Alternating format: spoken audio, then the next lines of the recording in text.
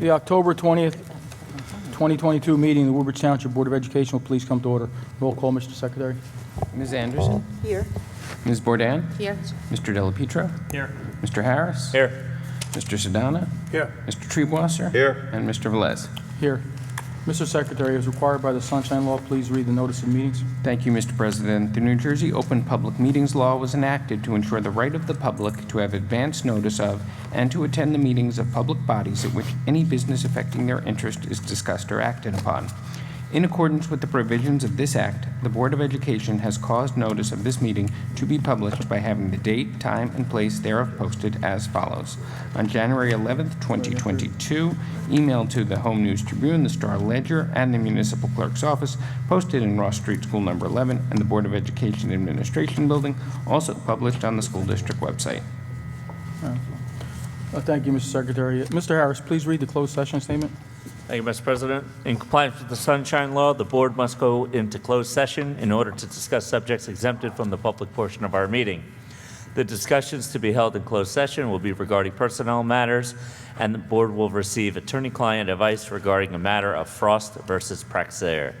Any information regarding the closed session discussion will be released to the public when the reasons for discussing these matters in closed session no longer exist. Thank you, Mr. Harris. I have a motion from Mr. Harris. Do I have a second? Second. I have a second, Mr. Treebwasser. All in favor? Aye. Any opposed? Carried. Please rise for a salute to the flag and a moment of silence.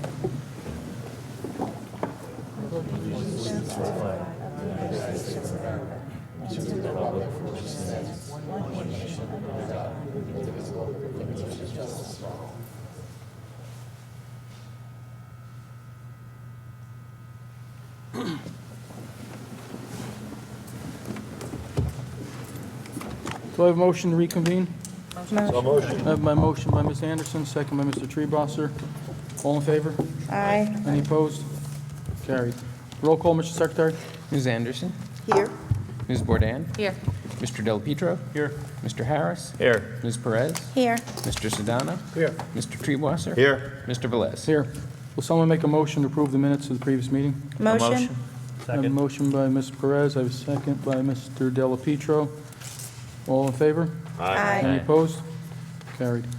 Mr. Secretary, please state for the record any notices of bids received by the board. Thank you, Mr. President. For the 2022-23 school year, we opened the following bids on October 18th, 2022.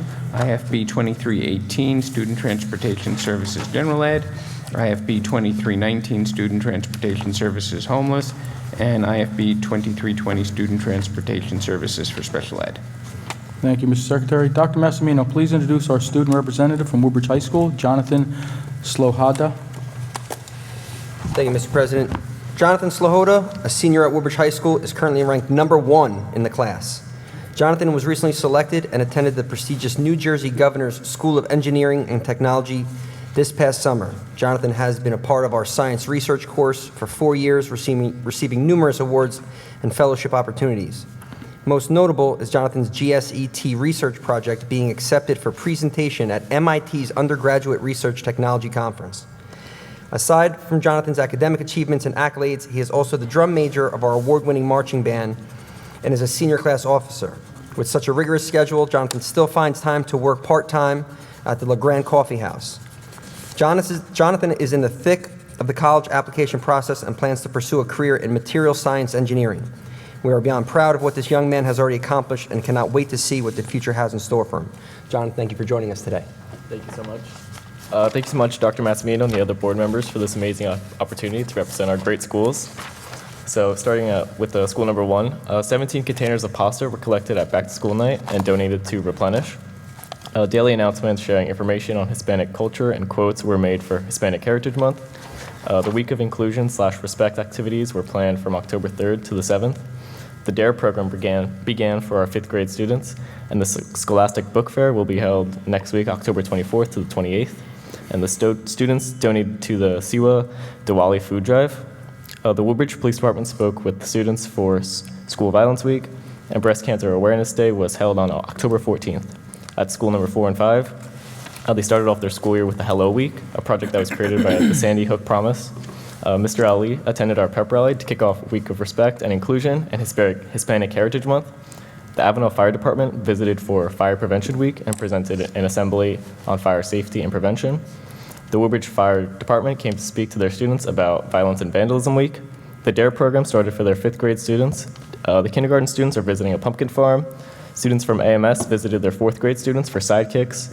Students and their families will participate in Trunk or Treat.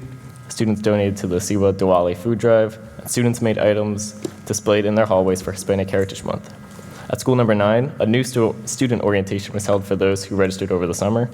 The PTO organized a foam party fundraiser. A school-wide STEAM activity for Hispanic Heritage Month was held with football players and cheerleaders from JFK on October 13th. The Woodbridge Police Department came to speak with our students about Violence and Vandalism Week, and the DARE program started for their 5th grade students.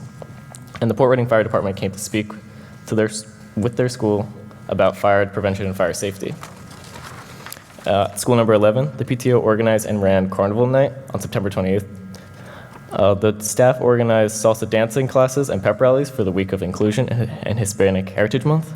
The Woodbridge Police Department spoke with the students about violence awareness, and the DARE program began for their 5th grade students. And the kindergartners had a visit from a therapy dog on October 18th and 19th. At school number 14, the open house was held on September 15th. A therapy dog visited for teachers and staff during the month of September. The DARE program began for the 5th grade students. The NED show/assembly was enjoyed by all students. The Ford's Fire Department visited and held an assembly for Fire Prevention Week. The PBSIS assembly was held on October 14th. The School Violence Awareness Week activities have been planned, and Scholastic Book Fair is now being held this week, October 17th to the 21st. And a Kick Out Cancer event will be held tomorrow, October 21st. Halloween activities have been planned. At school number 19, our PBSIS organized an assembly called Through the Eyes of Another.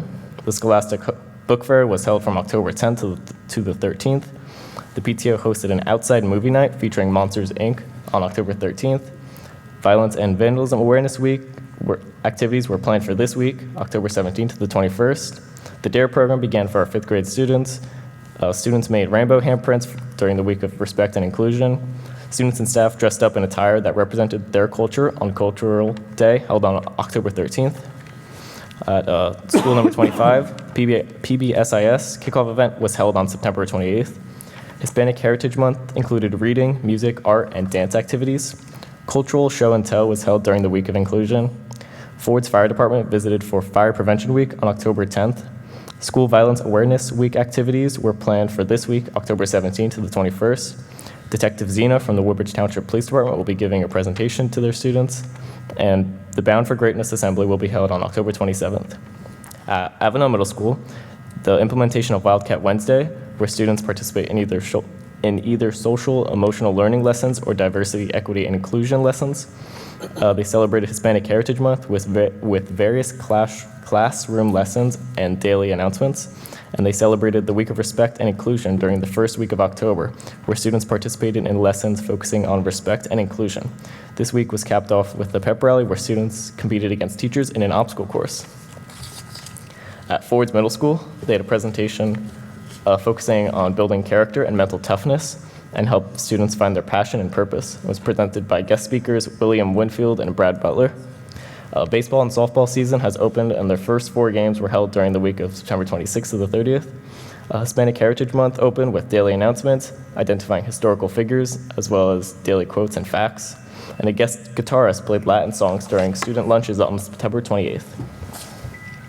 At Woodbridge Middle School, Warrior Wednesday was implemented so that students could engage in DEI, SEL, and anti-bullying lessons. Hispanic Heritage Month included morning announcements and Hispanic Heritage Dance Workshop. Congratulations to our baseball and softball teams on an amazing season. The school club fair was held after school on October 11th so that students could learn about the clubs offered at WMS, including their new guitar club, peer leaders, LGBTQIA+, RISE, Student of Color Alliance, SOCA, and Gaming Club. Now at Woodbridge High School, the Woodbridge High School Marching Band hosted their 9th annual competition, and we're seated first in all of Group 1A and TOB, and are currently seated 3rd in Group 2A. The WHS Drama Club congratulates its cast list for the fall performance of Arsenic and Old Lace on January 10th, and the WHS Spring Musical, Matilda, hosted its annual Broadway Night Alumni Fundraiser on October 18th. WHS has resurrected its Gay Straight Alliance, and GSA meetings are held every other Wednesday. For Hispanic Heritage Month, students currently enrolled in our Spanish courses will be attending a trip to Count Basie Center for the Arts to see a performance by Mariachi Herencia. The WHS choirs will be hosting their annual Halloween Movie Night fundraiser on October 29th and 30th at 6 p.m. in the auditorium. Other activities include children's games and a costume contest. And the WHS girls soccer team has won the GMC White Division for the first time since 2008 and are playing in the GMC semifinals tonight. WHS will host their annual trunk or treat tomorrow, Friday, October 21st from 3:30 p.m. to 5 p.m. I have no doubt there are other fantastic things happening in our district and our schools. Thank you. Thank you very much for your detailed report, Jonathan. We appreciate it. You did a nice job. If you'd like to stay for the rest of the meeting, you're welcome to do so, but if you have other plans or have to leave, we will understand. Thank you very much. I have to go work on my application to MIT. So. Understood. Good luck with that. Also like to recognize Mr. Casey, representing his student out here at the meeting. Thank you, Mr. Casey. Dr. Massimino, please state for the record the superintendent's report for the month of September 2022. And additionally, if you have any updates concerning Colonial High School, please provide those details. Mr. President, I'll discuss Colonial High School first. This past Monday, I met with two parents who requested a meeting with myself, the principal of Colonial High School, Mr. Pace, and the Woodbridge Township Education Association president, Mr. Jeffroy. We received information regarding Colonial High School and the testing that the parent had conducted over the previous 2 months. I immediately alerted the Woodbridge Health Department, our environmental consultants, and the township officials, who in turn notified the New Jersey Department of Health and the New Jersey Department of Environmental Protection. The following day, officers from the Woodbridge Health Department, our environmental consultants, and township officials met at Colonial High School with Mr. Pace to begin our inquiry. I directed the environmental consultant to begin developing a comprehensive plan of action that would provide a framework for testing. We received confirmation from the New Jersey Department of Health and the New Jersey Department of Environmental Protection that they had received the information, were reviewing it, and would issue guidance and recommendations in the upcoming days. Later that evening, we had further contact with the New Jersey Department of Environmental Protection, who offered their assistance in reviewing and approving the testing plan developed by our environmental consultants. We're thankful to have them work with us through this process. Ultimately, we all want answers right away, but it will take some time to receive results and analyze them.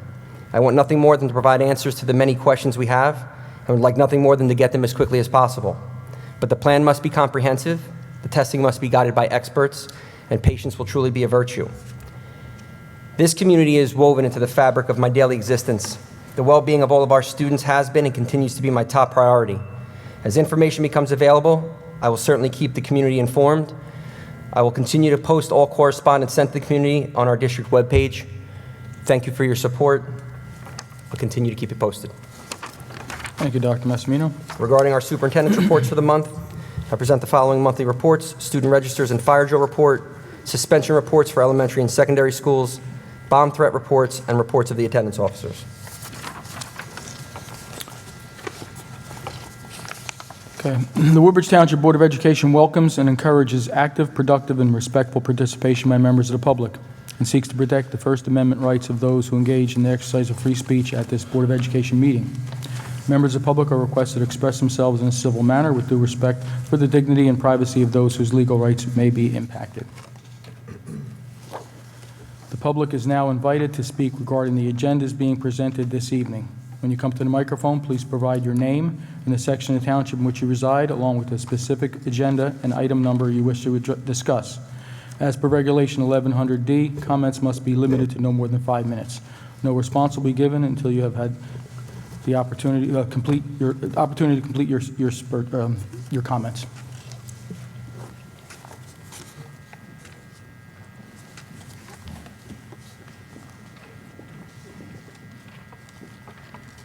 All right, David Pinkowitz, Island. First, couple items. Superintendent's agenda, item 5. This is the violence and vandalism report, which we were given a copy of in the public. Just more for clarification. So it was given, and maybe this is done every year, to put 2 years together as a comparison, but unfortunately the years being compared aren't really comparable. So in 2021, obviously, was not every student attended, although for parts of the year they were welcome to. Not all parts of the year, but much of the year. So I'd be curious to know either kind of the percentage of students overall. I really know, obviously, these incidents cross different, some are elementary, middle, high school. It's not real clear. Or is there a comparison to the last real full year, which was 2018-19, before the pandemic, as more of a comparison to see whether we're getting more violent incidents, less violent incidents, et cetera. So that's what I have for item 5 on superintendent. Then the next part of the agenda is the curriculum agenda, item 1, the NJSLA summary. Few more of a comment, just for clarification. Well, it will be a question too. So Algebra 1 versus 8th grade. Just to clarify that students who take Algebra 1 in 8th grade take the Algebra 1 exam versus the 8th grade exam, which would be why both the state and Woodbridge have lower scores essentially in the 8th grade test, just to get clarification for that for anyone looking. The second is about participation. So in geometry and algebra 2, there's extremely low numbers here, and I just wanted to get clarification. I realize these exams aren't required for graduation, and that's a whole separate mess outside of this. So geometry has only 212 students. Algebra 2 has 10. Because it's only 10, I can even identify the scores of each student in the numbers. So what's the reason, especially for the Algebra 2 one, but even geometry is a requirement for graduation, geometry or the equivalent for students. I guess I want to know, like, when the number for Algebra 1 was 1,102, and let's say the various grade ranges are from mainly in the 900s or 1,000, and then you're talking 212 and 10. So if I can get clarification as to why those participation numbers were so small. That's it. Is that all, Mr. Pinkowitz? That is? Is it? Dr. Massimino? So regarding the violence and vandalism report, we always report it with 2 separate years. To be honest with you, if I tried to go back to the pandemic, the numbers changed literally every day. Kids were virtual, kids were in person.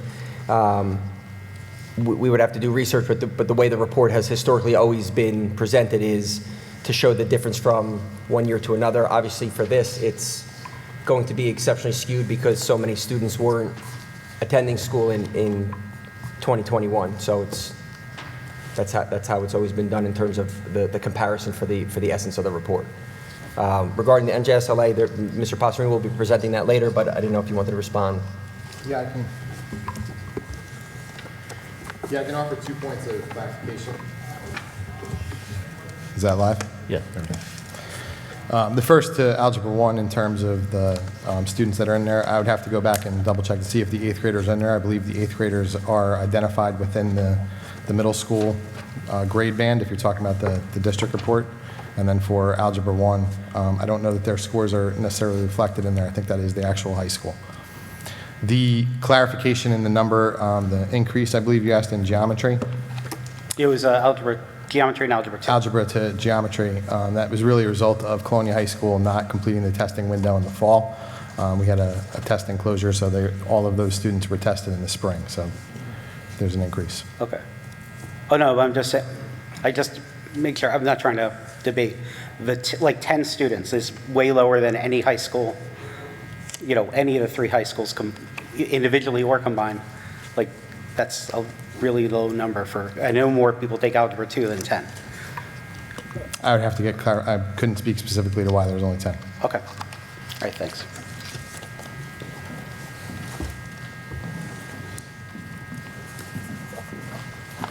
Good evening, Tom Maris, Forge, New Jersey. Referring to the finance and insurance, point number 1, can you explain in detail the capital projects that totaled up to $1,544,000, excuse me, $29.34? And also for the cafeteria, what is included in that $44,434.31? Following other questions. On the security and school safety, it says the Security and School Safety Committee, on the recommendation of the superintendent, presents the following for $402. Can you explain what that has to do with safety? What is in there, security and safety? It's only $402, but still, how does that relate to safety? And then in budgets and grounds, point number 1, what is the cost that you referred to with the Board of Education approved submission to the New Jersey Department of Transportation, the proposal for architectural service related to the partial roof replacement of Colonia Middle School? I thought all our roofs were under warranty. I remember succinctly being one of the ones that championed getting the solar panels in the new roofs. Are we paying for this, or should the original installer be paying for it? And if they are not, why aren't they? Point number 2, again, I'd like to know what the UV replacement entails for the Colonia High School. What does that cost? And from which fund is that coming? You use acronyms all the time, and I wish you'd explain them and then use them so that people know or don't have to go looking on Google to find out what they are. But this is ESSER 3 funds. What are those funds, and what is that amount? Point number 3, the Board of Education approved submission to New Jersey Department of Education for the kitchen renovation at Woodbridge High School.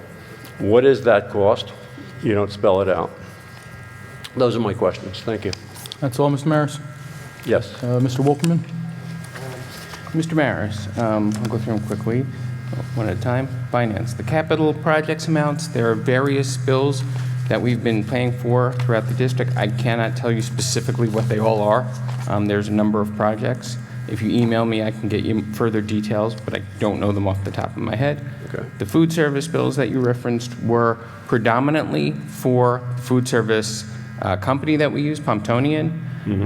There may be a few additional ones for some services or possibly some fixed assets that we might have bought. Again, if you email me, I'm happy to provide you with the details of what those numbers make up.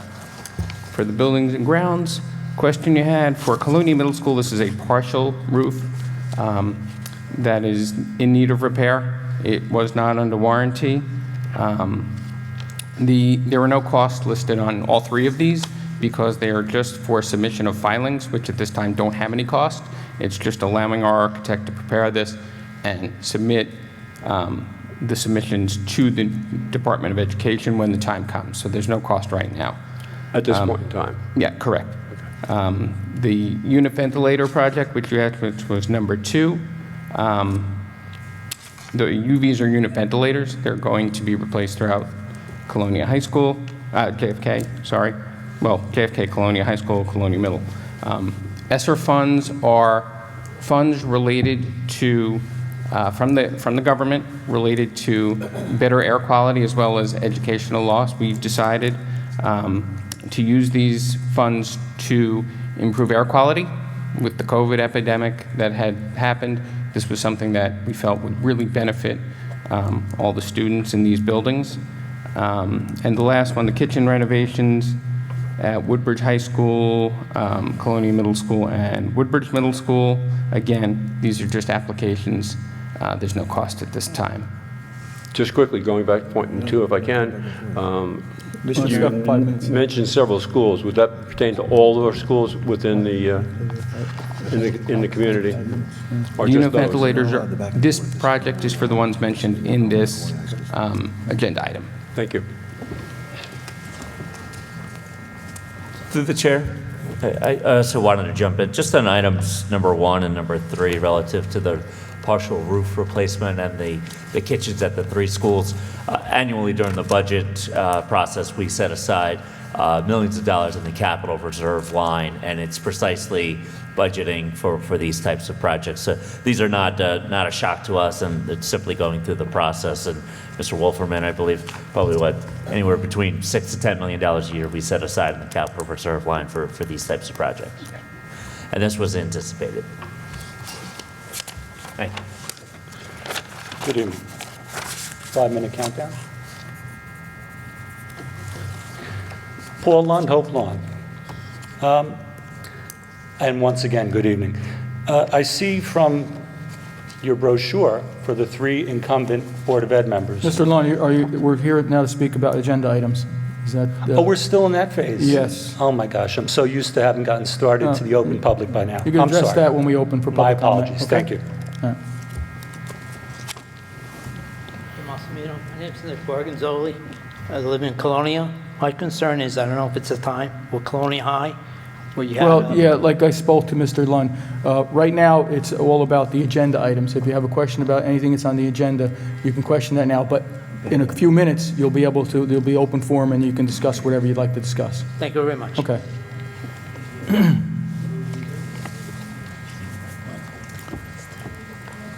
Okay. Dr. Massimino, please provide an overview of the graduation profile for the 2022 school year. Thank you, Mr. President. In looking at the graduation numbers from the three high schools, all three high schools had a very good graduation rate. I'm happy to see that over 3/4 of our students are attending 2- and 4-year colleges, with the remainder of our students entering branches of the military, attending trade schools, entering the workforce. We're going to continue to work with our students at the high school level, give them pathways to success, whether it be in academia, the workforce, the military, or whatever is going to give them the best option for a great future. So congratulations to the three high school counseling departments, the administrations at all three high schools for their efforts with our seniors. Thank you, Dr. Massimino. Dr. Massimino, do you have any recommendations? Mr. President, I have 29 items to present to the board. So motion. I have a motion from Mr. Treebosser. Do I have a second? Second. I have a second from Ms. Anderson. Are there any comments or questions from the board? Any comments or questions from the public? Roll call, Mr. Wolferman. Ms. Anderson? Yes. Ms. Bourdain? Yes. Mr. Delapetro? Yes. Mr. Harris? Yes. Ms. Perez? Yes. Mr. Sedana? Yes. Mr. Treebosser? Yes. And Mr. Velez? Yes. You want to call another item? Oh, okay. Dr. Massimino, please present the annual reports of EVV, RS, and HIBS. So this is the 2-year summary Mr. Pinkowitz had mentioned. I don't know that we'll ever see such a difference in 2 years. Obviously, 2021 was the first transition year, I'll call it, where students had the opportunity to come back after COVID. 21, 22, when all students were back in full person. So we did obviously see an expected increase, unfortunately, in many of these areas, which I think can be attributed to the year before of the sheer fact of so many more students were in school on a daily basis. So we'll continue to work on these numbers to educate our staff and provide the necessary supports for our students so that, hopefully next year these numbers get lower. Thank you. Thank you. Do I have a motion for the superintendent's agenda again? So motion. Motion, Mr. Treebosser. Do I have a second? Second. Second by Ms. Anderson. Any comments or questions from the board? Comments or questions from the public? Roll call, Mr. Wolferman. Ms. Anderson? Yes. Ms. Bourdain? Yes. Mr. Delapetro? Yes. Mr. Harris? Yes. Ms. Perez? Yes. Mr. Sedana? Yes. Mr. Treebosser? Yes. And Mr. Velez? Yes. Yeah. Policy and planning. Mr. Thank- Harris. Thank you, Mr. President. Policy and Planning Committee, on recommendation of the Superintendent of Schools, presents the following 6 items. I move the adoption of the foregoing. Thank you, Mr. Harris. For a motion, Mr. Harris, do I have a second? Second. I have a second from Mel DePietro. Any comments or questions on the board? Roll call, Mr. Wolferman. Ms. Anderson? Yes. Ms. Bourdain? Yes. Mr. Delapetro? Yes. Mr. Harris? Yes. Ms. Perez? Yes. Mr. Sedana? Yes. Mr. Treebosser? Yes. Mr. Velez? Yes. Mr. Passarino, please provide an overview of the 2021 NJSLA. Thank you, Mr. President. As also indicated, because of the pandemic, there is obviously no trending data that we would normally make a point of comparison for. The important points for our family is that, number one, all of the information contained that made up these reports was sent home, as the individual student reports were sent home approximately near the end of September, by September 30th.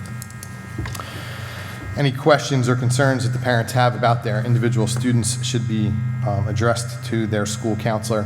They can assist them with both interpreting the reports and providing them some guidance in terms of the services that may be required, the student may require.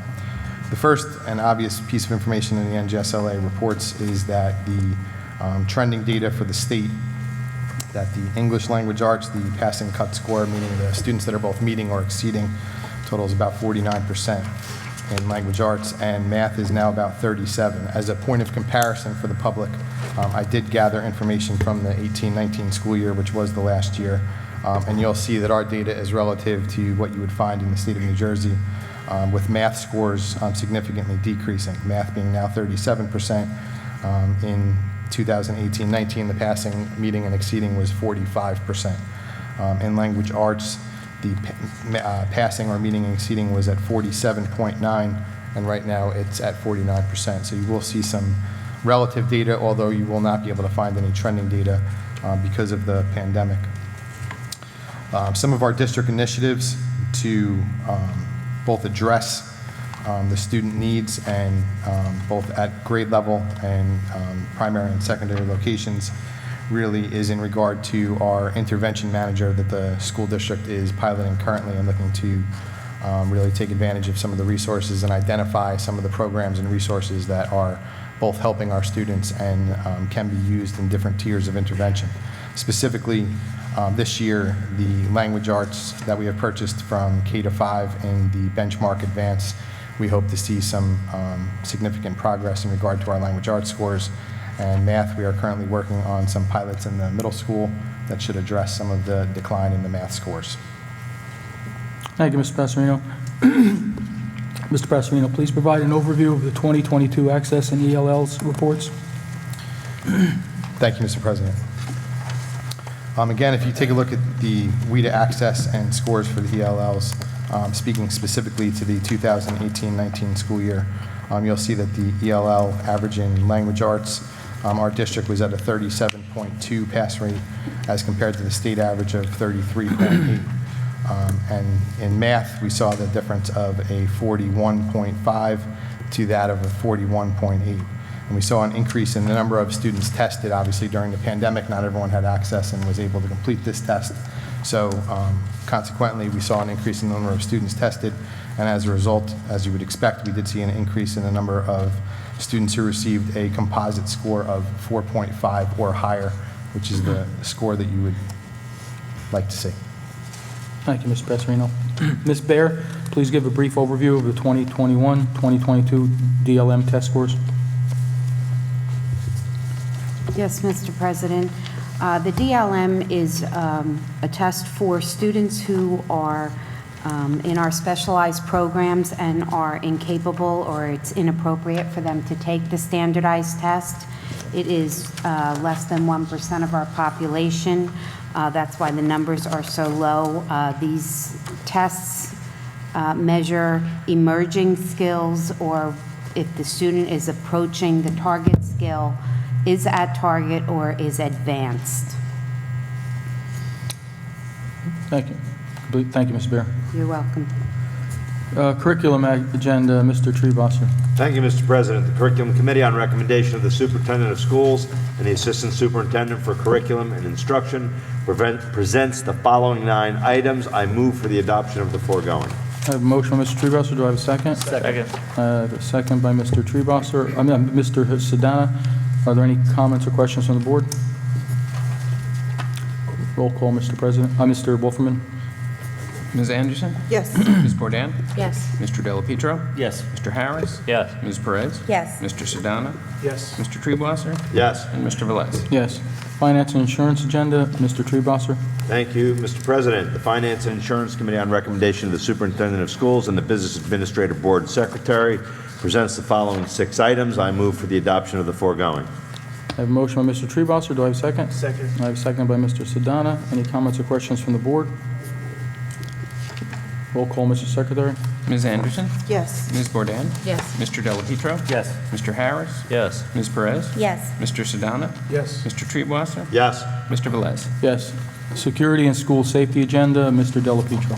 Thank you, Mr. President. The Security and School Safety Committee, on recommendation of the Superintendent of Schools, presents the following 1 item. I move for the adoption of the foregoing. I have a motion by Mr. Dela Pietro. Do I have a second? I have a second by Mr. Treebosser. Any comments from the board? Mr. President? Sure. There was a question earlier on this. This money's going to St. John Vianney with a pass-through. Dr. Massimino, I know you're very strong in the area of security. Do you recall what this type of product is for? Yeah, Mr. Harris, that was for St. John Vianney. Right. It was a renewal subscription for their, some of their security software. Security software, okay, Yes. all right, thank you. Any other questions from the board? Roll call, Mr. Secretary. Ms. Anderson? Yes. Ms. Bourdain? Yes. Mr. Delapietro? Mr. Harris? Yes. Ms. Perez? Yes. Mr. Sedana? Yes. Mr. Treebwasser? Yes. Mr. Velez? Yes. Buildings and Grounds agenda, Mr. Harris. Thank you, Mr. President. The Buildings and Grounds Committee, on recommendation of the Superintendent of Schools and Business Administrator, present the following 3 items. I move for the adoption of the foregoing. I have a motion by Mr. Harris. Do I have a second? Second. I have a second by Ms. Bourdain. Are there any comments or questions from the board? Roll call, Mr. Wolferman. Ms. Anderson? Yes. Ms. Bourdain? Yes. Mr. Delapietro? Yes. Mr. Harris? Yes. Ms. Perez? Yes. Mr. Sedana? Yes. Mr. Treebwasser? Yes. Mr. Velez? Yes. Transportation agenda, Mr. Delapietro. Thank you, Mr. President. The Transportation Committee, on recommendation of the Superintendent of Schools and the Business Administrator of Board Secretary, presents the following 6 items. I move for the adoption of the foregoing. I have a motion by Mr. Delapietro. Do I have a second? Second. I have a second by Ms. Perez. Are there any comments or questions from the board? Roll call, Mr. Wolferman. Ms. Anderson? Yes. Ms. Bourdain? Yes. Mr. Delapietro? Yes. Mr. Harris? Yes. Ms. Perez? Yes. Mr. Sedana? Yes. Mr. Treebwasser? Yes. Mr. Velez? Yes. Personnel agenda, Mr. Treebosser. Thank you, Mr. President. The Personnel Committee, on recommendation of the Superintendent of Schools and the Assistant Superintendent for Human Resources, presents the following 59 items. I move for the adoption of the foregoing. I have a motion by Mr. Treebosser. Do I have a second? Second. Second from Mr. Delapietro. Are there any comments from the board? Roll call, Mr. Secretary. Ms. Anderson? Yes. Ms. Bourdain? Yes. Mr. Delapietro? Yes. Mr. Harris? Yes. Ms. Perez? Yes. Mr. Sedana? Yes. Mr. Treebwasser? Yes. And Mr. Velez? Yes. Mr. Bush, do you have any recommendations? None at this time. Is there any old business that should be brought to the attention of the board? Is there any new business that should be brought to the attention of the board? Mr. Velez? Yes, Mr. Harris? I just want to give recognition on one item. Last week, Mr. Pastorino, under his direction, working with the guidance counselors of the Middlesex County Magnet Schools, formerly the 5 Middlesex County Vocational Technical Schools, hosted a open house at JFK High School, give our middle school parents an opportunity to meet the guidance counselors and fellow students of those 5 schools. They are free of charge. They're public schools, and they typically offer the traditional vocational programs that our school district no longer has the ability to provide, such as welding, HVAC, machine tool technology, carpentry, plumbing, electrical work, and so on and so forth, as well as some of the very programs that we still provide, engineering or medical studies and things of that nature. So I just want to thank Mr. Pastorino for continuing the tradition that we started several years back, and you've made it bigger and better, and I think more successful for our parents.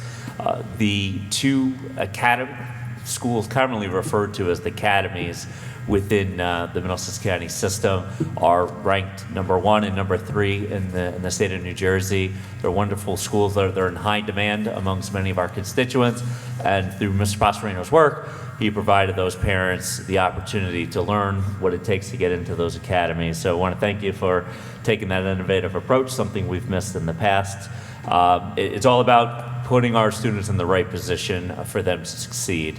And I want to thank you for doing that. Some students belong in that very highly competitive STEM or allied health and biomedical science programs that the 2 academies offer, whereas other students belong or they have that vocation, that calling for a field or future occupation in the building trades or culinary arts, and we're giving them those opportunities. So once again, Mr. Pastorino, Dr. Massimino, thank you for putting that out there. Thank you. Thank you, Mr. Harris. We will now open the meeting for public comment. When you come to the microphone, please provide your name and the section of the township in which you reside. As per Regulation 1100D, comments must be limited to no more than 5 minutes. No response will be given until you have completed your opportunity to speak.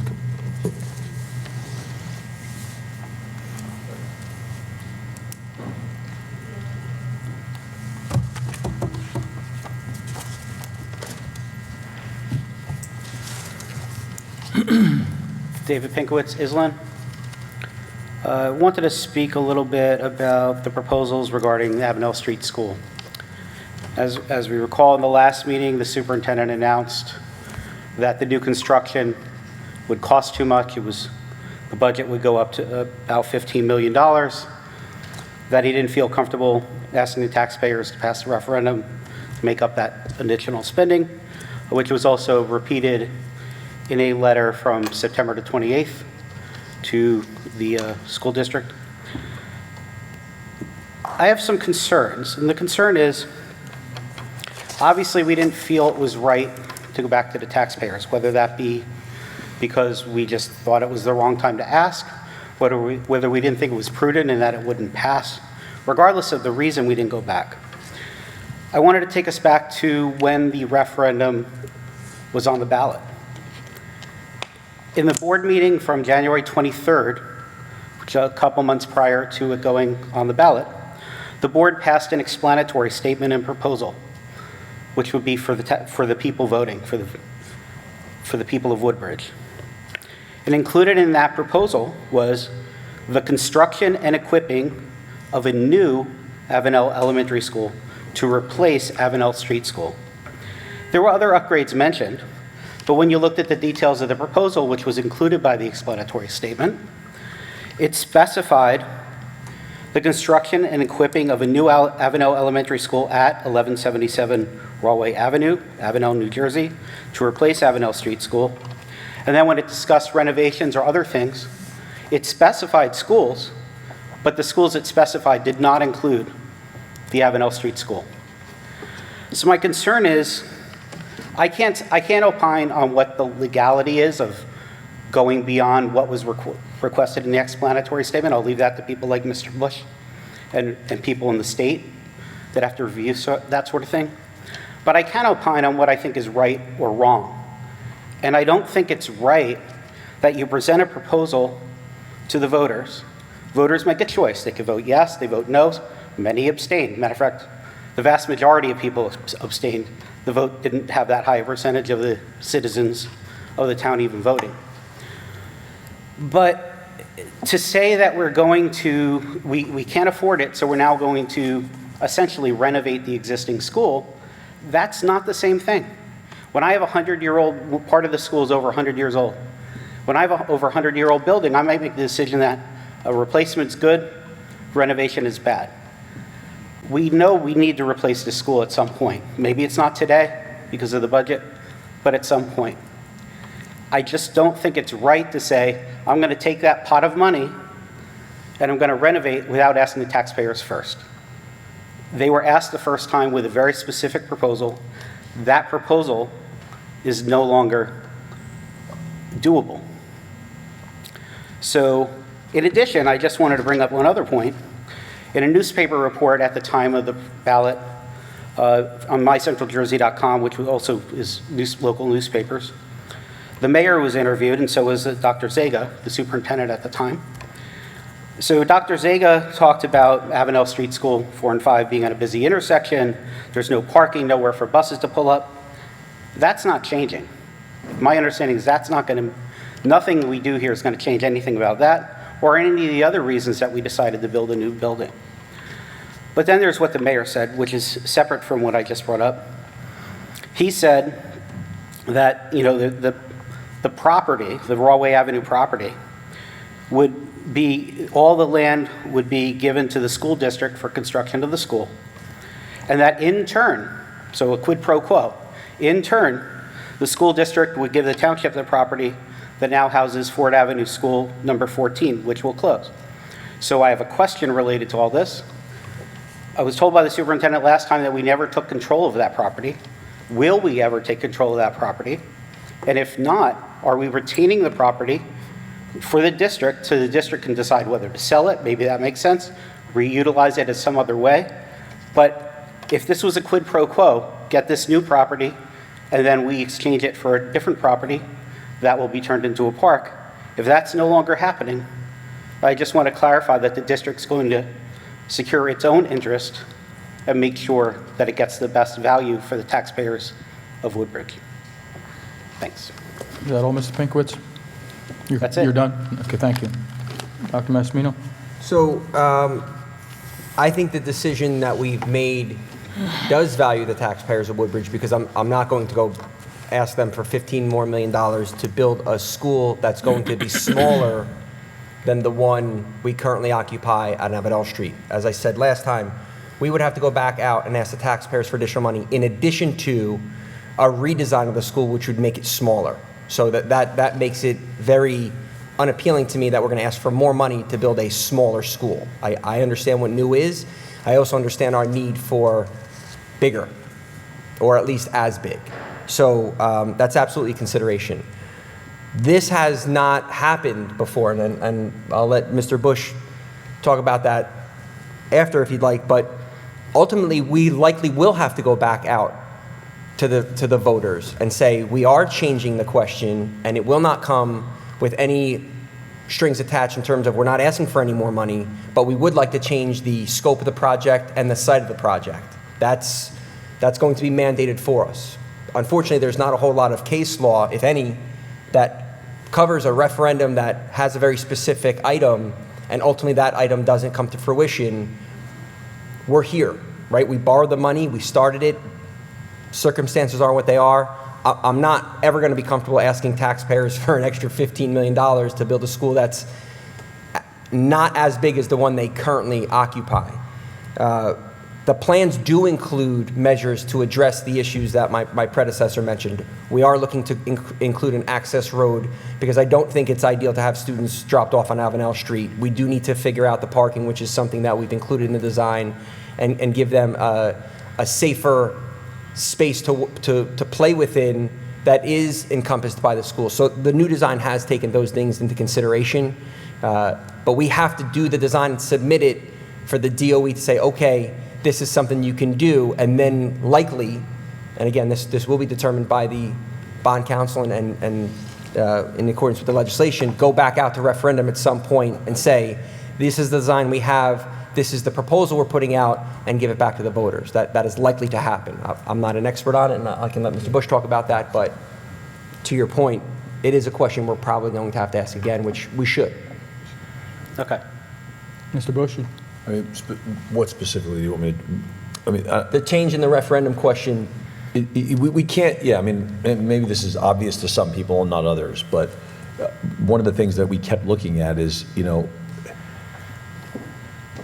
can we do what we want to do in any way based on the way the question was asked? But the honest, you know, answer from this Board of Education is that we couldn't, because we asked the voters for a specific job to do. We thought we could do it. That, as for the reasons stated at the last meeting by Dr. Massimino, it turned out we couldn't and weren't able to, and realized there was a much more efficient way to do this. And so we stopped in our tracks, evaluated the question. Now, our firm doesn't do the day-to-day on referenda. That's bond counsel that handles that, obviously. But, you know, the question was very specific, as will the next one be very specific. And obviously, we would hope that the circumstances don't change again. We wouldn't expect them to. No one would have ever imagined that we'd be in the position we're in now, back when you all voted on this. The idea here is to move forward in the most, you know, fair way possible for everyone. And just, you know, life gets in the way, things happen. In a pandemic, you had incredible costs, inflation like we've never seen in recent times, and I think that's where we are. It just as a point of note, Mr. Pinkowitz, I did meet with the parents of Avenel 4 and 5. I attended the last PTO meeting. There were several board members that accompanied, and we had a very productive conversation. I will be candid with you. I don't know that the parents are so disappointed that they get to keep their neighborhood school and we get to improve it. I received a lot of positive comments during the meeting, and after the meeting, quite a few parents grabbed me, and we're very happy that they would be able to continue to walk their kids to school, which would not have been an option at Rahway Avenue. We would have had to bus everybody just due to the location. So I do think there are a lot of benefits, and I discussed those benefits, and I heard what their concerns were in terms of 4 and 5. I went to Avenel 4 and 5 for the first half of my elementary career, so I'm familiar with it. I grew up there. The following week, I went with Dr. Gencarelli, who was principal there for 10 years, and talked to the staff to get their input on what that would look like. So we're trying to take a very comprehensive approach to it. It is a change. It's not something we took lightly. It's not something that the board took lightly. There was a lot of dialogue about it. We looked at all the options, but ultimately, you know, there are few options here. So we looked at it and said, what can we do that's going to give the students and the staff and the community as close to what we promised as possible? And giving them a much smaller school on Rollway Avenue wasn't it. When we looked at what we could do at the existing 4 and 5, this is what we came to. And in speaking with the parents and the staff, I think they're excited about it. Okay. And then the property exchange? So we never took He didn't answer. we never took ownership of the Broadway Avenue property. So there's going to have to be some discussion about what that looks like in terms of the deal with, Ford Avenue and everything. At this point, the first thing we're looking to do, obviously, we still have students in Ford Avenue School, so that's not a priority right now. They're occupying the school as they should. And we're still working on the plans for Avenel 4 and 5. So I hear what you're saying, and that will be a discussion, but there's obviously been some priorities that we had to put before that. All right, thank you. Thank you.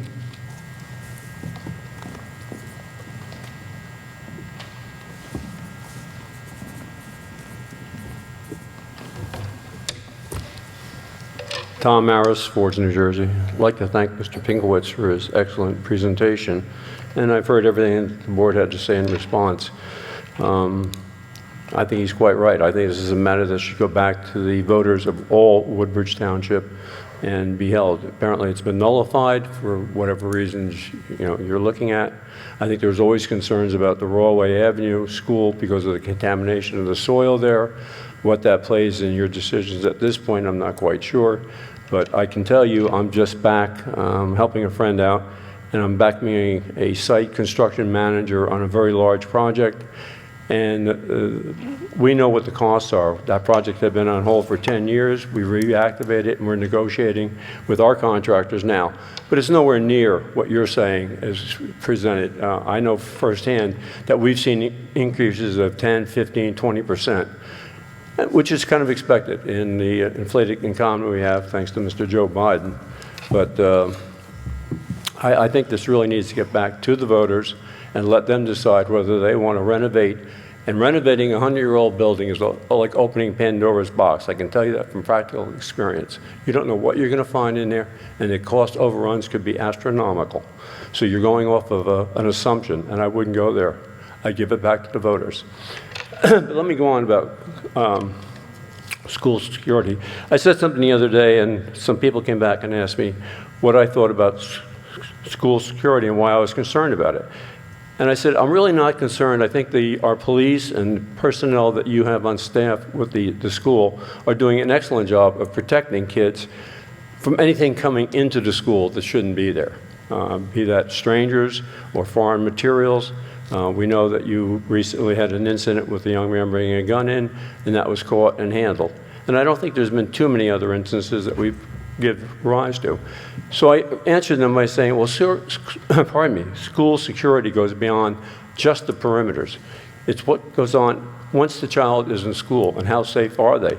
And I think that's a large part of what Paul Lund and myself have been talking about with DEI and many of the other things that are being introduced because of Governor Murphy and the progressive agenda and DEI, as I said. And that's where a lot of the concerns really do come in. What's going on with that? The other night at the town council meeting, Mr. Lund brought up about the sex education, and he made a point of saying certain things that are in the Murphy curricula. And he got down into, at the council chambers, discussing various ways children will be taught of how to practice sex, including something called fisting. I'm not going to elaborate on it, but I can tell you that one of the council members, Ms.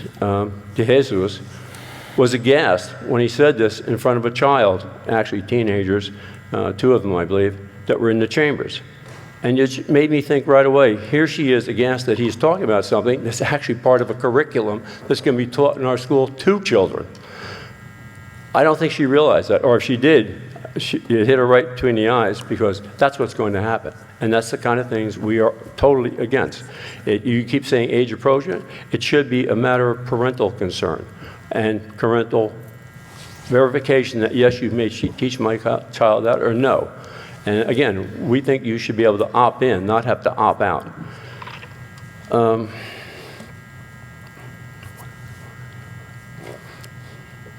The other thing, again, with school safety, and I go back to Ms. Kromick, and I have to commend her for her excellent work in bringing this, because it's nothing new. This was brought up, what, 2 or 3 months ago when she was here at one of our meetings. So it's been presented, it's with the state, and thank God that she's doing it, because we know that Mayor John McCormick came running in like a knight and said, well, we'll test for radon. And that was it. That was all that was tested. It was over $200,000. It was a non-competitive bid to T&M, who's one of his favorite contractors. And he came back, well, we don't find anything that's out of the ordinary. And yet there are so many things, as that brave woman has pointed out, and well-educated, nobody can refute her credentials, that say you should go way beyond that. And in fact, I myself had put in several Oprahs asking, what other schools have you tested and for what? I got stonewalled. You went to the lawyers, you came back with a whole list, spent thousands of dollars telling me why you don't have to answer. But that question is still there, and I think every parent wants to know, what other schools are being tested and for what? And when were they last tested? Are we going to go through this? Are we going to wait for more cases to come up? You need to do better, and you need to start answering questions when they're asked and not running to the lawyers and running up a lot of money saying, well, we don't have to answer Thank you, because Mr. we have a Maris. statute. Unfortunately, your time is up. That's fine. I Thank got you. enough in. Thank you. Go ahead. Now, please answer. What question? What question, Mr. Maris? Any of them, all of them. This was public comment. You made a lot, you said your point. Why, no. The question was, why aren't you doing more testing and why aren't you allowing it? Or at least telling the public what you have Dr. done. Massimino has addressed that before. Thank you, Mr. Maris. Thank you.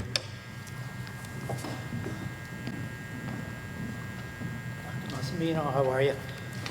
Nick Borgonzoli, I reside at Colonia, part of Woodbridge. My concern was how this individual got into Colonia High, knowing that she got on top of a stall, took dust off, knowing it's some kind of material that's hazardous, and was she wearing a mask? And was it an open house where she put other people in harm's way? And then she's chipping that way at caulking around the window. If it's there and nobody's bothering, it's not going to do any harm to anybody. That's my concern, how she got into the building and started dusting on top of a stall. Is that your only comment? You're finished after that, sir? Yes. Okay. Dr. Massimino? Sir, I can't speak to her methodology. It was an open house for incoming students. I believe she had an incoming student, so she joined and used the bathroom. What anybody does in the bathroom is obviously unbeknownst to me. Yeah. As far as why she chose what she chose outside of the building to test, I couldn't speak to speak to that. That's my concern too. Instead of going protocol to a custodian or maintainer or to the principal and then to you, she went to an outside firm to get it tested. That's what bothers me. When my daughter goes there, it doesn't bother me whatsoever because I know it's a safe school. So and there's asbestos in everything today, especially when you go back to the 60s and 70s between tiles and insulation around the pipe. So that just concerned me where she went out to an outside firm to get it tested instead of coming to you or to anybody in the board. And she went above and beyond on her own. Thank you for your comments, sir. Yeah, I'll just say as the board attorney that however it came to our attention, it's now at our attention. We have it. We're going to research it. And I think it's important. I think everybody here really wants to get to the bottom of this. There are some people who are obviously understandably anxious about it. And I think the board is, especially Dr. Massimino in his comment, as I was listening, was talking about how, some people want answers today, tomorrow. This is going to take a little more time than all of us would like, but the most important thing is that it be done right. Yes. That it be done, through whatever science-based, experience we can possibly get. We are, I'll just say this, as a school board attorney who represents more boards than just Woodbridge, it's remarkable that we've been able to work with the State Department of Health the way we have, and the Department of Environmental Protection, both of which are, obviously, the leaders themselves have been working with Dr. Massimino and, in the township. And so, look, we have all of the advantages that we could possibly need, but even with those advantages, it's going to take a little bit of time just to make sure that we get this right, because that's the most important thing. However we got it, and we hear your point, but however this came to our attention, it came to our attention, and we got to do something about it. Yeah, that was what's disturbing to me. So I went to an outside firm instead of going to Dr. Massimino and taking it from there. That's what was my concern. Understand. And I got no problem with my daughter being in the school. You know, it's just that part where it bothered me, where it went to Channel 12 and they did what they did, and I think it was unfair to the township. I think you guys do an awesome job. Thank you.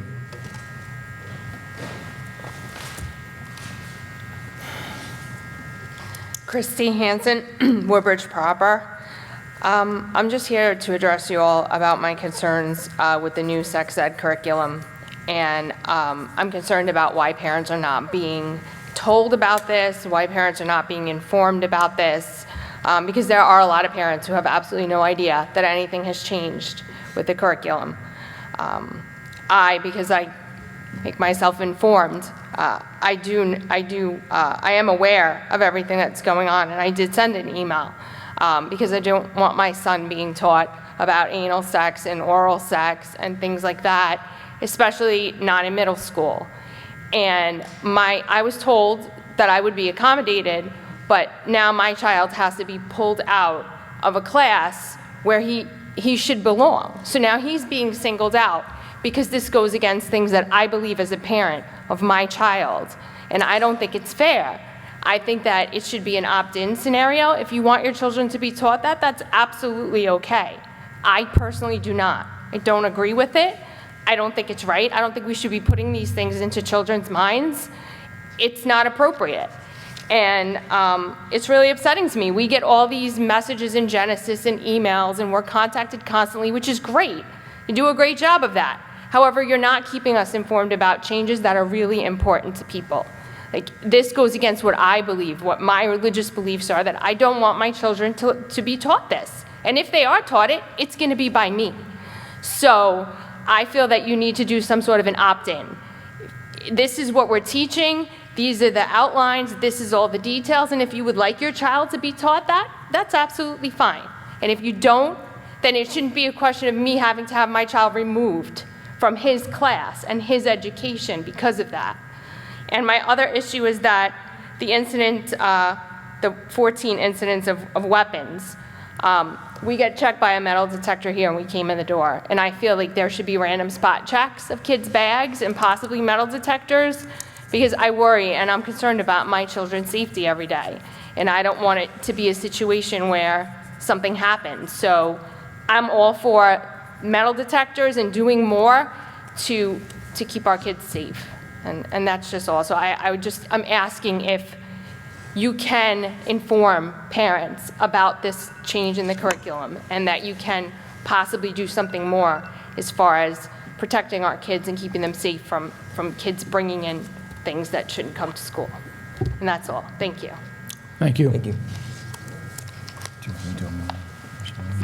So I'll answer if I can, just from a legal standpoint. That's my job. I'm the board's lawyer. So we've gone through this a lot. We've had a lot of discussions about sex ed curriculum in this district in particular. Many districts across the state have. There's a lot of concerned parents like you. Obviously, you know you're not alone in this feeling.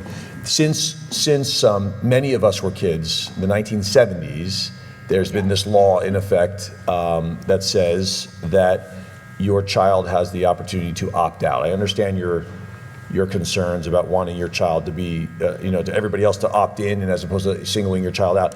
But these boards of education, not just Woodbridge, all the 600 plus districts in New Jersey are creatures of statute. So we're only allowed to do what the law tells us we can do, especially with statutes. So a statute that's passed in the 1970s that says that your child has the opportunity to opt out recognizes, even back then, how you feel and how other parents like you feel about this being the kind of sensitive material that you'd rather teach at home with your family, however you want to teach it, and not having somebody else teach your child things that maybe you're not comfortable with. I think the statute recognizes that.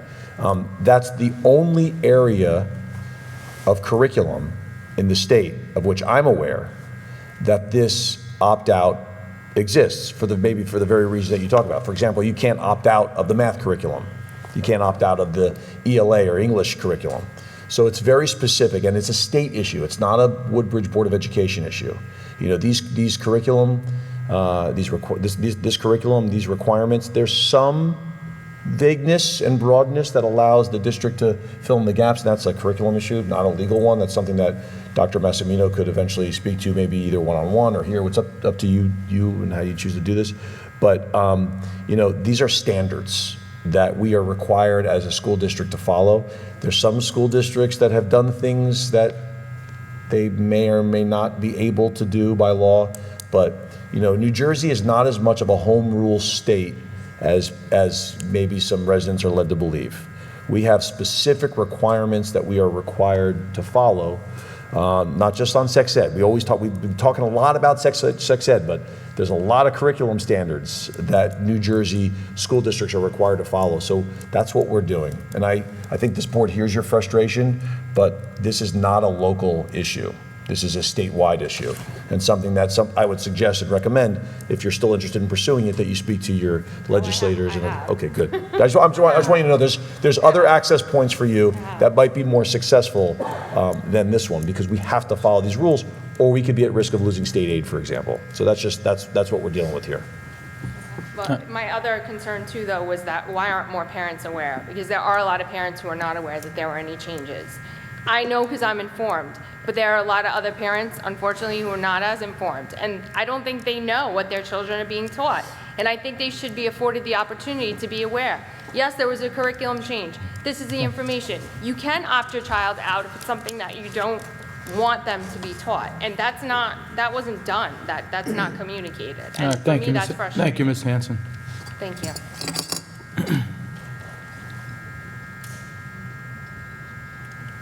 Good evening. My name is Elsie Caro. I live in Colonia. I want to thank you for the opportunity to speak before all of you.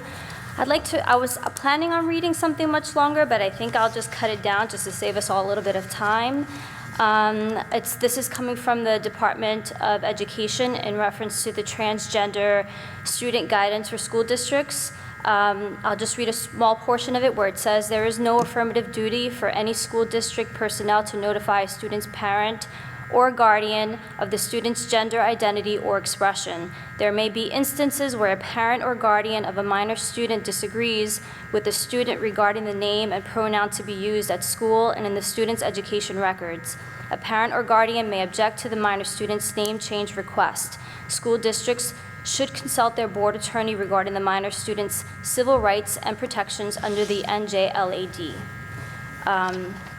So with that, my question is, if a child decides that they are a different gender or wants to be addressed by a different name or pronouns, will you implement a policy to notify parents immediately, or will you be going by the guidance that the New Jersey Department of Board of Education is suggesting? So that's one of my questions. The other question is in reference to the new sex ed curriculum. Yes, this has been a topic that has come up probably at every board meeting since this all came to light. And you have stated that we as parents have the opt-out possibility. We can opt our kids out. We simply have to write a letter to the principal stating that it goes against our deeply held moral and religious beliefs, which I thank you for that. But when a student will a student feel pressured to or feel uncomfortable to refer to a transgender child by a different pronoun? What will happen to that child? Will they be subjected to some type of sensitivity training because they're not adhering to a transgender child's preferred pronouns? Will the students' deeply held moral and religious beliefs also be respected and honored? Yeah, those are my questions. That's your only question? Okay. Yeah, so these, once again, a legal issue, so it comes to me, I guess. Let me just explain to you how this works. New Jersey has the most widespread anti-discrimination law in the country. The LAD, which you referred to, some people call it the LAD, the NJLAD, whatever. It's an anti-discrimination law designed to protect various classes of people. Most traditionally, you see it referring to race, religion, creed, color, all the things that we've normally in the course of our when we were kids, growing up. And there was a period of time in New Jersey where categories were being added to that. Even military status, for example, genetic, differences that people may have. Those were categories that was beginning to become added to this. And then at the end, there was, for example, marriage status, transgender individuals. And so I was just going to say that when you have a protected characteristic, like someone who is transgender, okay, that person is protected as if it were based on somebody's religion or their color of their skin or any other category. And so the objective of the school district, of course, is to not discriminate against anyone. And so the school district in particular is going to treat any child as part of a protected class with care under the circumstances. And if a child identifies as being a boy or a girl or binary or whatever it is, it is understood in New Jersey school law that child can use the restroom that identifies that the restroom aligned with the identity of that child, right? So if a child is a boy, the child can use the boys' room. If the child is a girl, the child could use the girls' room. And if other students are uncomfortable about that, then they can request various, protections for themselves. We hear parents sometimes calling and saying they're concerned about it. But, I think, without getting too much into the sociological piece of this, these are not kids who are looking to, sneak into the restroom of somebody else. These are kids who identify as the same gender of the restroom that they're using. And so, that is what we are following, and that's what we have to follow.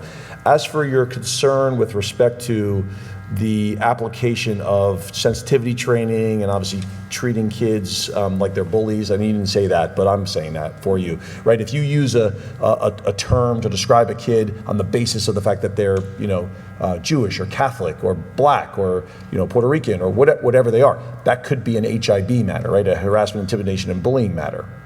In the circumstances you're describing, if a child innocently refers to someone who was born as a girl and is now identifying as a boy, that's not going to be an issue in the schools, because there's got to be some understanding of the circumstances overall.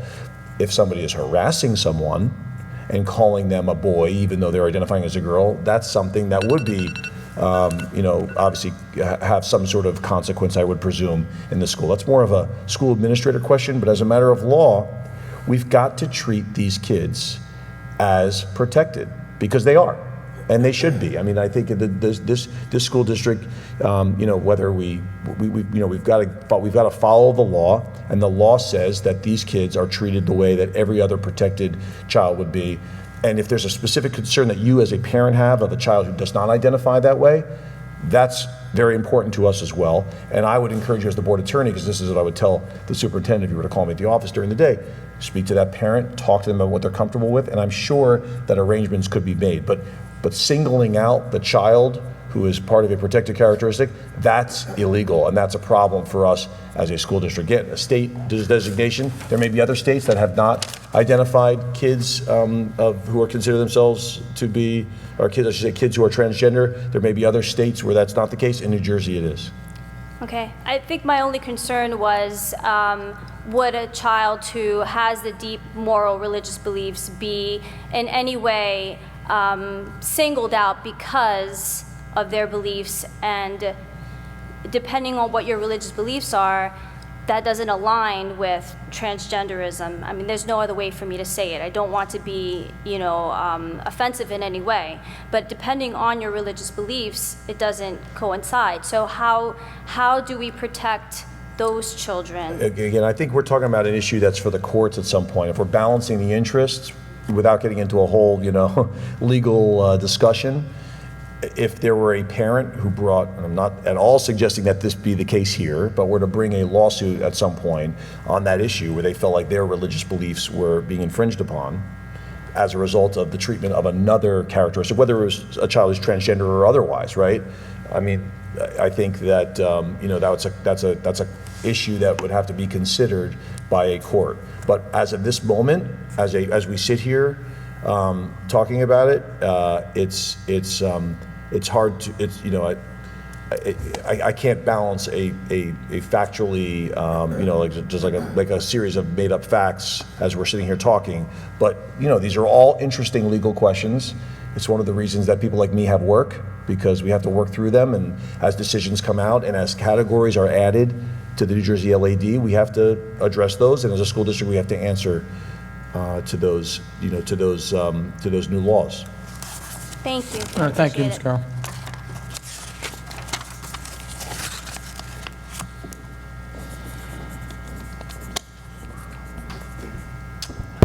Long night. John Bertari, Woodbridge. I just want to bring a couple points and ask a couple questions.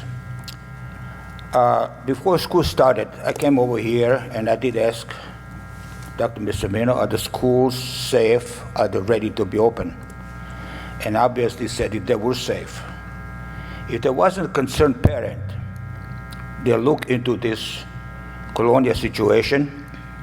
We probably never know it, maybe for years.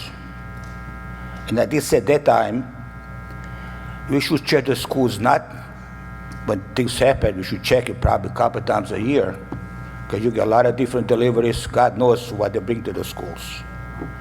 But again, it's bait for the town. It's bait for the, I understand that international media is going to come over here and find out what's going on. And of course, I don't blame any of you over here, but we do have a problem with it. And I see the problem that's going to happen in Colonia now. And like Mr. Murrah said, and Mr. Pinkowitz said, 4 and 5 school, the people will not trust us. I don't think any of you or any of us in Woodbridge Township should try to find a situation ourselves. We should get experts from Ottawa, whoever they are experts, to do the job, because no matter what we do, they will not trust us. What are you going to do now with the Colonia students, with their parents? So far that I talked to some of them, they will refuse to send the kids to school over there. They want to take them out of school. They probably put them in private schools, but of course they cannot afford. And my question, one of the questions would be, are those kids who would be allowed to transfer to Woodbridge High School or what you call JFK, in case they're afraid to go to Colonia School? And again, let's go on a 4 and 5 school. You should not, like Mr. Pinkowitz said, that money, $35 million, was awarded by the taxpayers to build a new school. And I don't think you should spend another penny on anything else before approval of taxpayers. And another question would be, of course, you spend some of the money already in the cleanup, and of course the architecture design, and again, nothing, that's money kind of gone. I don't even know if, do we own the property yet?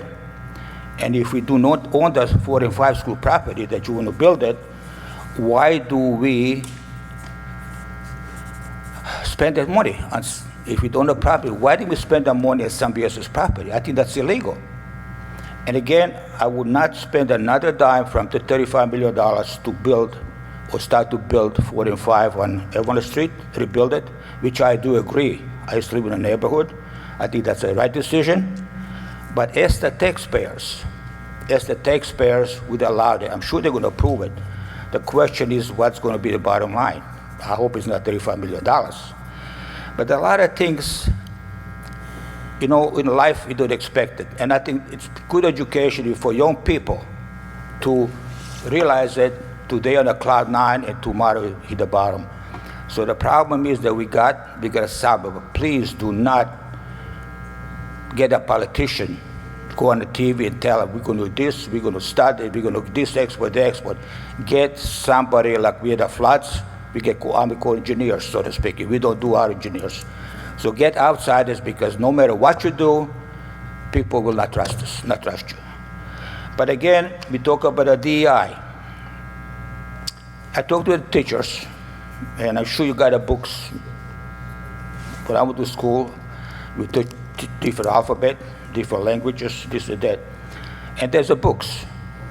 Now, how do you represent, is there such a book that's going to tell the teachers, today we're going to page 1, we're going to do this, next week we're going to page 2, do that, or you just bring them a piece of paper, and that's what you're going to teach today?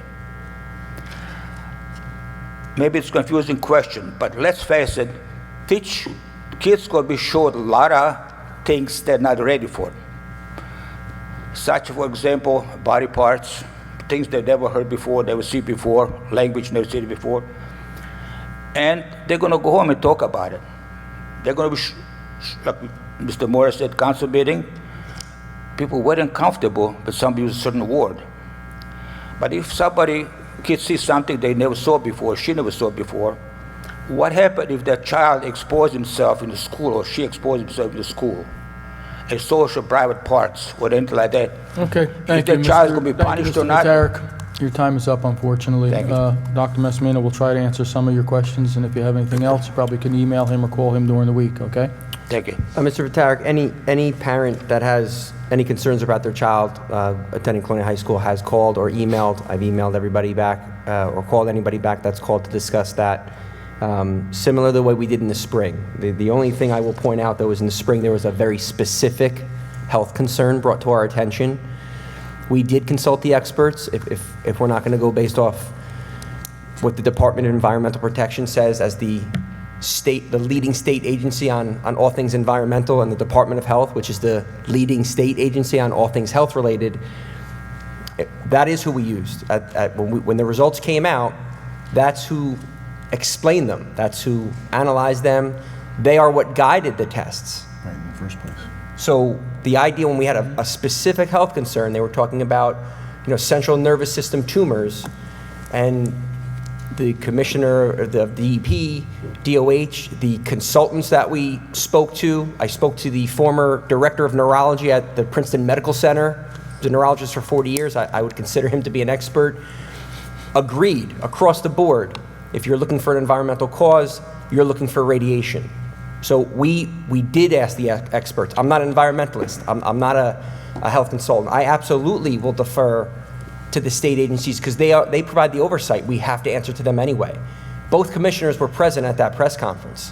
They guided the practice, they oversaw the practice, and they analyzed the results. So I do believe we consulted with the experts and will continue to do so in this exercise. With regards to the school 4 and 5, we didn't spend any money on cleanup at Rollway Avenue. The board never took ownership of the property. So they developed the plans, and it came to a point where the architect came to us and said, we can't build it for this money.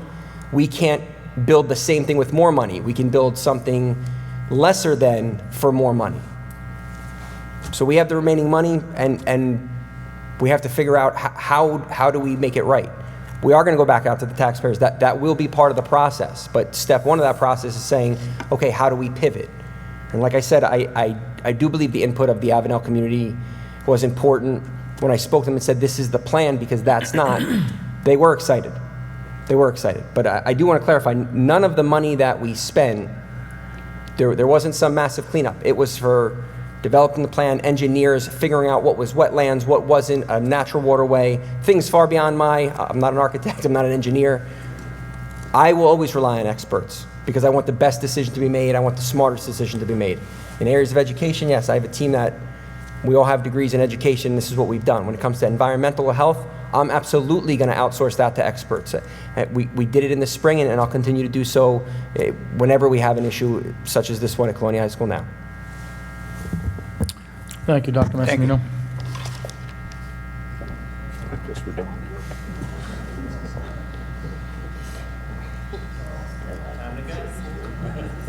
Any other comments? Seeing no other comments, the chair will entertain a motion to adjourn. Second. I have a motion by Ms. Perez, second by Ms. Bourdain. All in favor? Aye. Any opposed?